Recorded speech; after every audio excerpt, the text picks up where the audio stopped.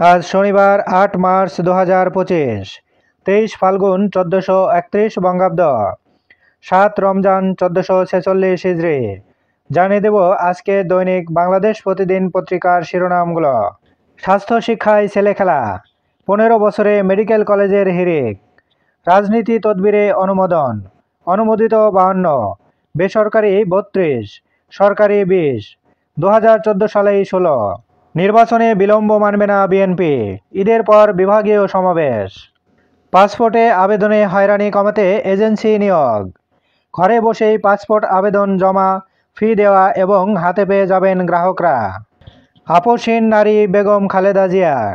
নাহিদ ইসলাম, সংস্কার ও গণহত্যার বিচারের ওপর নির্ভর করছে নির্বাচন। রাজধানীতে হিজবুত তাহরিরের মিছিল, পুলিশের টিয়ারশেল, সাউন্ড গ্রেনেড, আটক ৩০। আন্তর্জাতিক নারী দিবস আজ।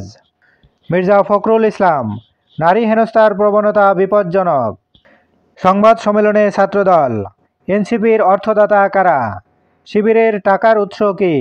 প্রতিদিন দৈনিক পত্রিকাগুলোর শিরোনাম জানতে লাইক, কমেন্ট এবং সাবস্ক্রাইব করুন। ভোটার বাদ পড়া নিয়ে শঙ্কা, ছবি তোলার কেন্দ্র কোথায় জানেন না ভোটাররা। ইসি বলছে অনলাইনে ভোটার হওয়ার সুযোগ ২৪ ঘন্টা। সিন্ডিকেটের কবলে তাঁত শিল্প, বন্ধ হচ্ছে শত শত তাঁত, বেকার হচ্ছেন শ্রমিকরা। ধরাছোঁয়ার বাইরে সাবেক হুইপ বিচ্ছু শামসু। যুক্তরাষ্ট্র থেকে ফেরত পাঠানোর তালিকায় ৫০০ বাংলাদেশি। মধ্য মার্চের পর ট্রাম্পের ট্রাভেল ব্যান আদেশ। প্রযুক্তির উন্নয়নে চাকরি যাচ্ছে ১৮ লাখ কর্মজীবীর। পোশাক খাতে বাড়ছে প্রযুক্তির ব্যবহার। আরাকান আর্মির বহুমুখী তৎপরতা। সীমান্তে বাণিজ্যে বাধা, অপহরণ, নির্যাতন। বিআরটিএ ভবন, ১৪৩ কোটির কাজ ২৫ কোটিতে মেরামত। বাজার দর বাড়ছে, সবজির দাম কমছে, পেঁয়াজ, মুরগির।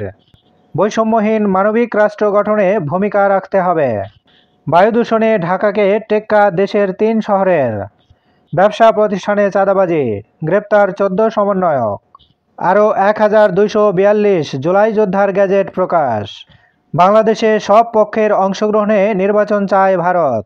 ইউপিডিএফের গোপন আস্তানায় সেনা অভিযান, অস্ত্র গোলাবারুদ জব্দ। রাজধানীতে যুবককে কুপিয়ে হত্যা। এনসিপি থেকে পদত্যাগ করলেন ৩ নেতা।